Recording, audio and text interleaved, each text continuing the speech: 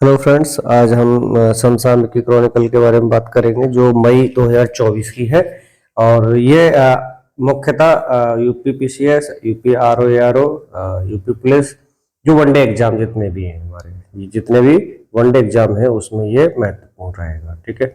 और one day exam से अधिकतर क्वेश्चन इसी से मिलते हैं, तो इसीलिए इसको जो है याद करना बहुत जरूरी है। ठीक है। तो आप लोग सारे लोग ध्यान यहीं पर अपना बनाए रखिए और देखते रहिए क्वेश्चन किस तरह के इसमें आ रहे हैं, है ना। ज़्यादातर क्वेश्चन हमने हाईलाइट किए हुए हैं और बाकी आप लोग अपना देखते रहे। ठीक है। चलिए, अब हम करंट जो इस पे स्टार्ट करेंगे और वो करंट हमारा रहेगा राज्य से उत्तर प्रदेश से सबसे पहले, क्योंकि अधिकतर हम उत्तर प्रदेश परीक्षाओं के बारे में बात करेंगे, जिसमें अब देखिए सबसे पहला जो करंट है वो है ग्रीन हाइड्रोजन पॉलिसी को मंजूरी। ठीक है। तो उत्तर प्रदेश सरकार ने ग्रीन हाइड्रोजन पॉलिसी को जो मंजूरी दी है, ठीक।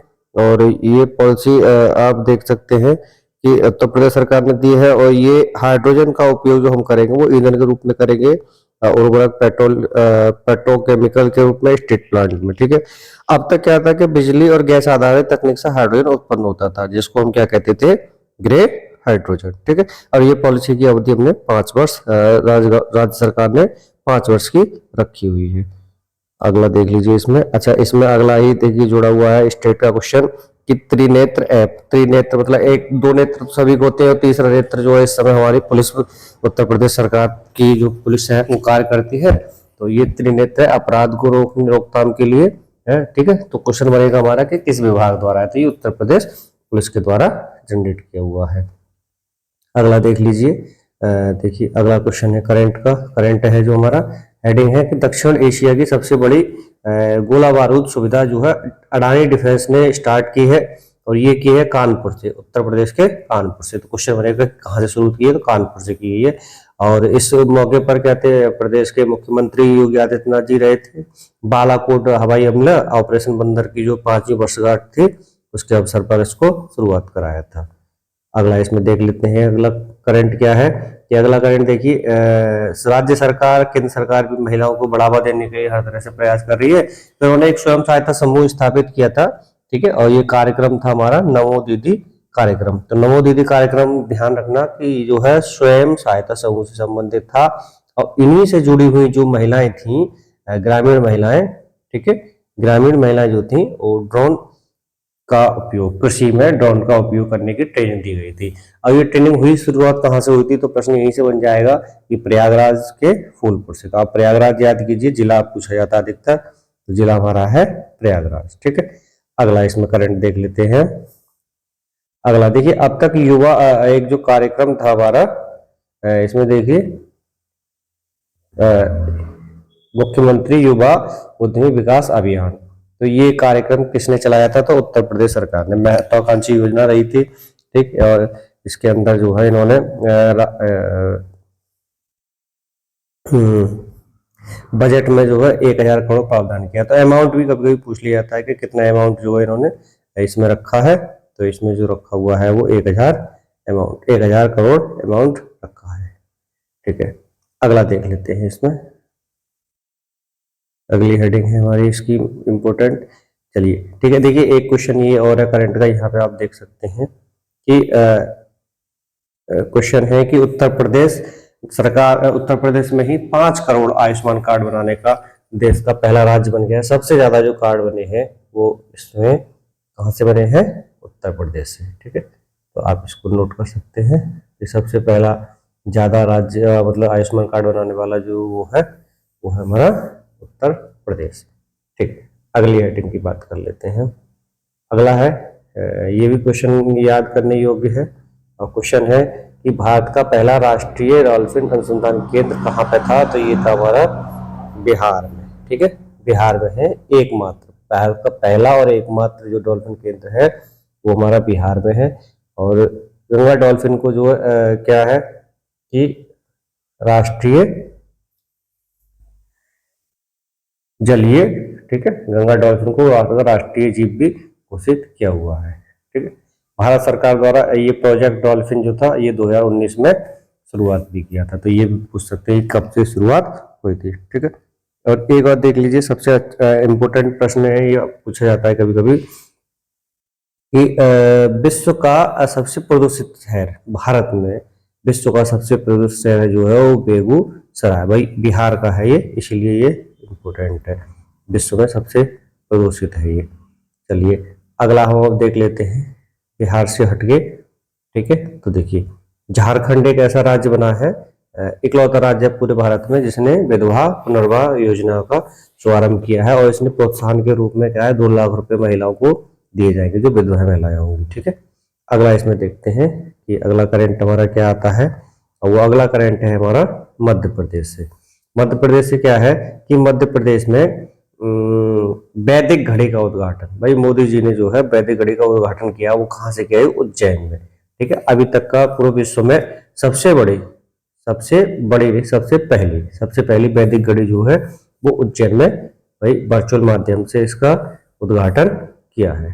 ठीक है, अगला करंट देखते हैं, और अगला करंट हमारा जो है देखिए जो इम्पोर्टेंट है वही आप डिस्कस कर रहे हैं, बाकी कुछ नहीं डिस्कस किया जा रहा है। ठीक, अगला देखिए विश्व की सबसे प्रदूषित राजधानी, जो इस बार की IQ एयर इंडेक्स जो आया था वही वो उसी आधार पे ये सारा बताया जा रहा है।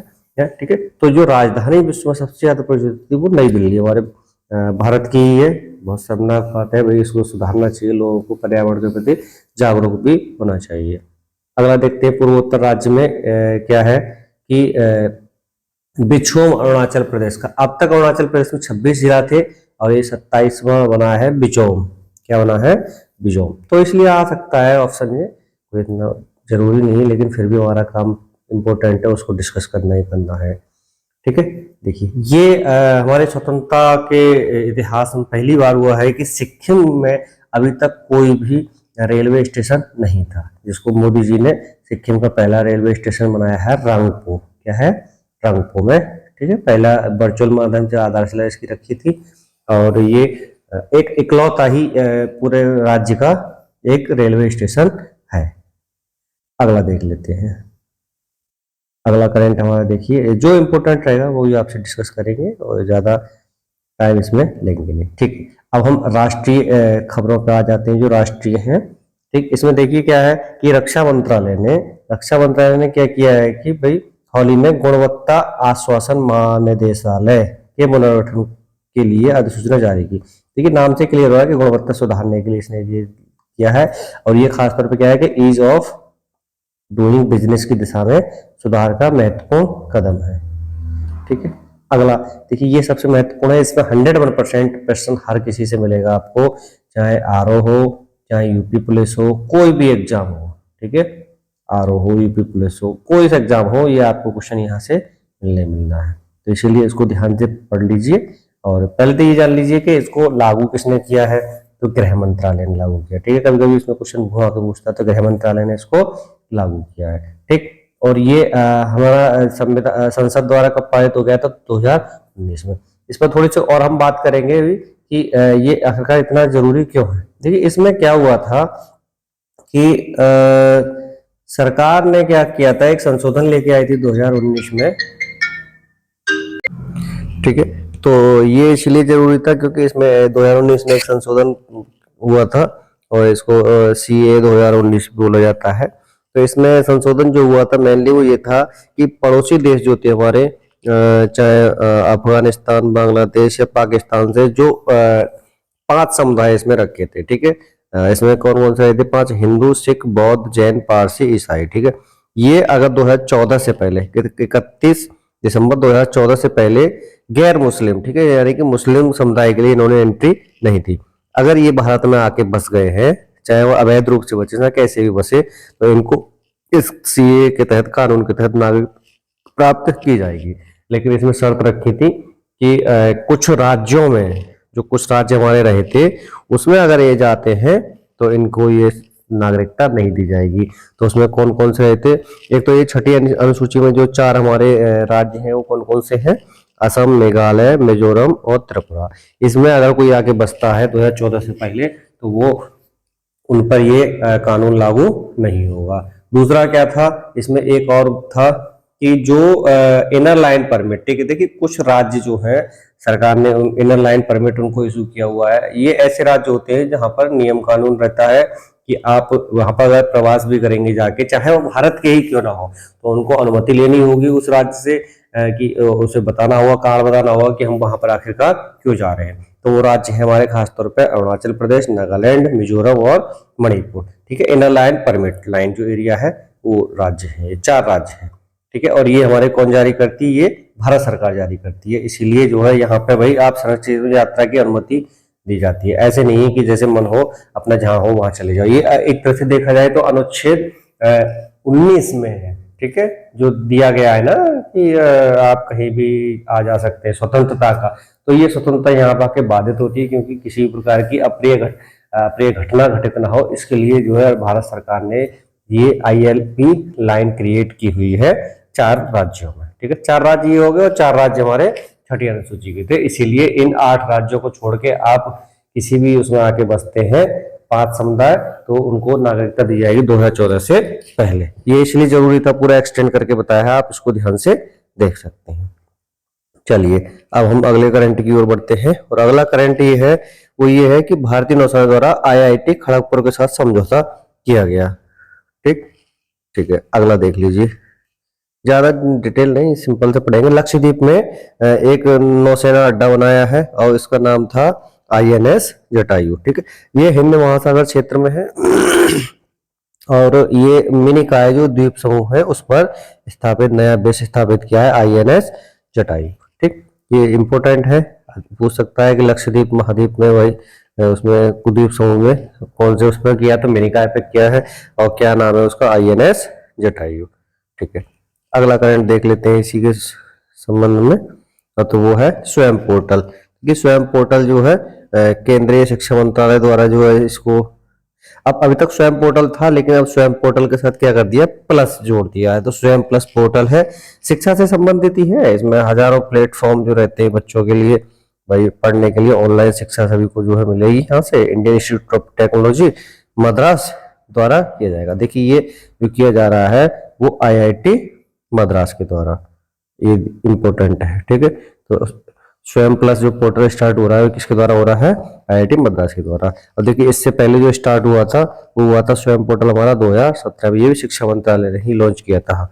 ठीक, चलिए अगला देख लेते हैं इसमें क्वेश्चन करंट। राष्ट्रीय युवा संसद महोत्सव, देखिए राष्ट्रीय संसद युवा महोत्सव जो रहा था, अब इसमें कौन प्रथम आया था? बस इतना याद कर लीजिए, वो थे हरियाणा के यतिन भास्कर।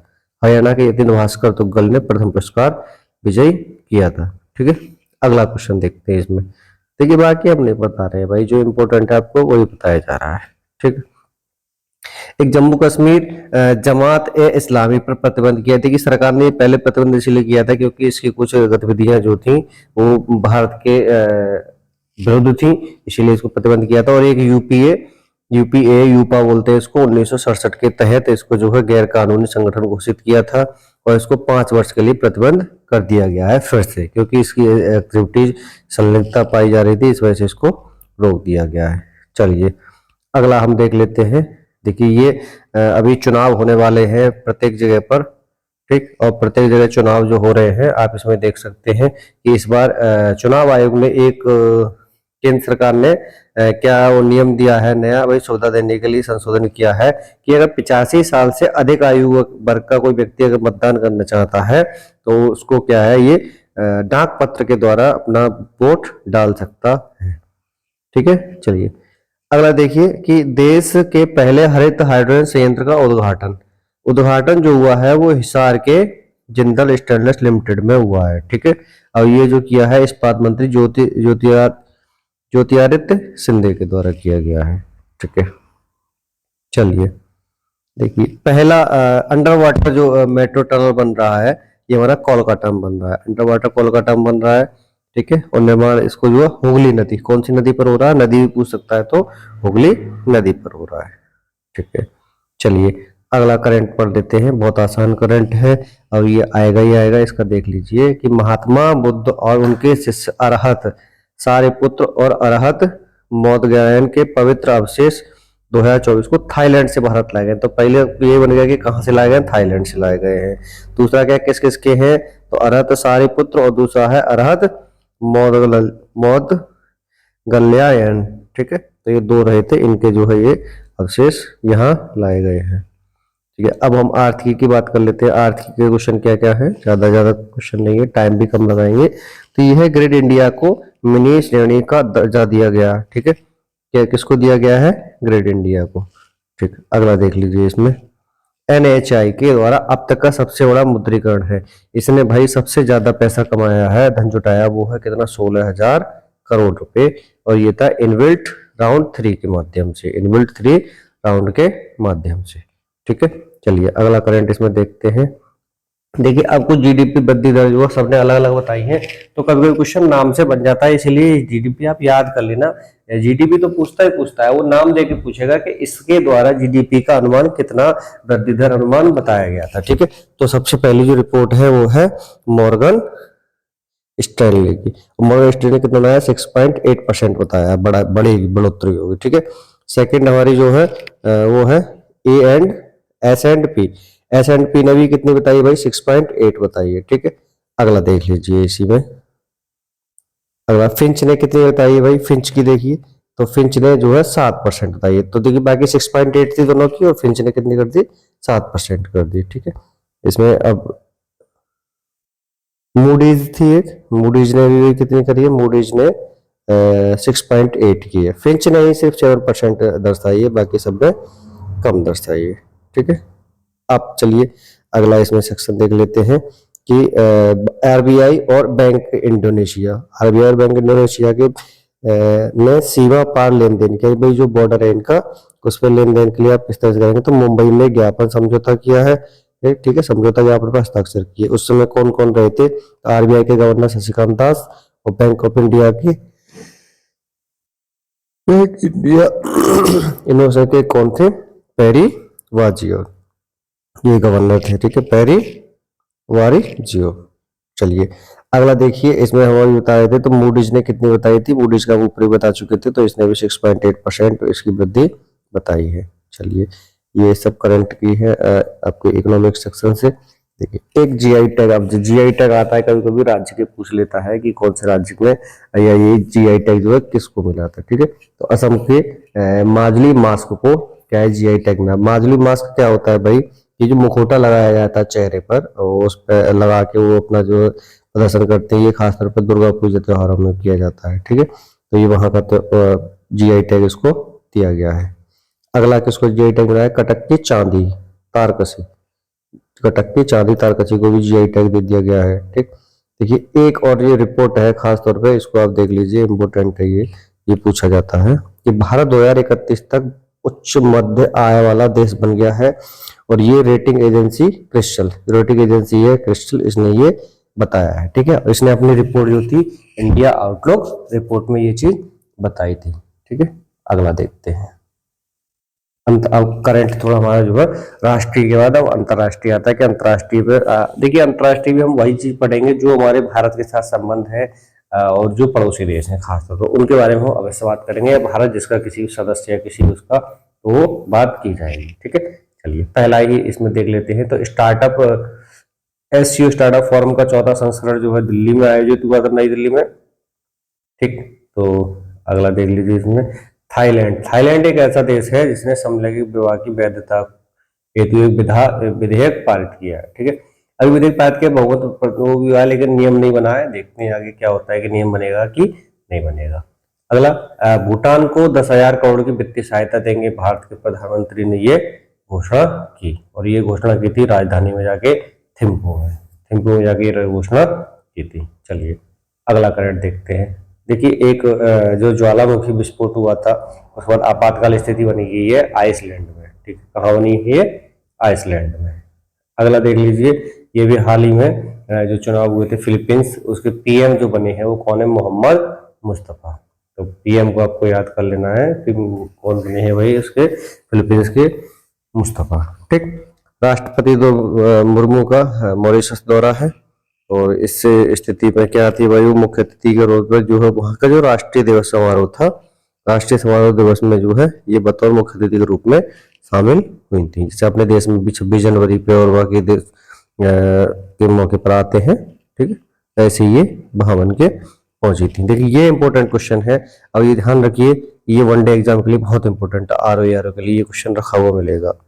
ठीक है, तो इसमें ये पूछा है जो स्वीडन जो 32वां है, जो 32वां सदस्य नाटो का बना है वो स्वीडन बना है। ठीक है, और अच्छा ये स्वीडन है क्या, ये नाटो है क्या, ये सैन्य गठबंधन है। ठीक है, सैन्य गठबंधन है। ठीक है, तो ये इसमें कौन शामिल हो गया है, 32वां स्वीडन हो चुका है। ठीक है, अगला देखते हैं कि इसमें गर्भपात को संवैधानिक अधिकार, गर्भपात कराने का जो अधिकार दिया है संवैधानिक, वो देने वाला पहला देश बना है फ्रांस, और ये विश्व का ऐसा पहला देश बना है जिसने ये मान्यता दी और संवैधानिक तौर पे इसको दिया है। क्योंकि इसमें देखा गया है कई तरह से जो है नुकसान भी है, कुछ तरह से जो है एक अवैध रूप से जो रहते हैं उनका, इसीलिए इसको जो है संवैधानिक एक मान्यता दे दी गई है।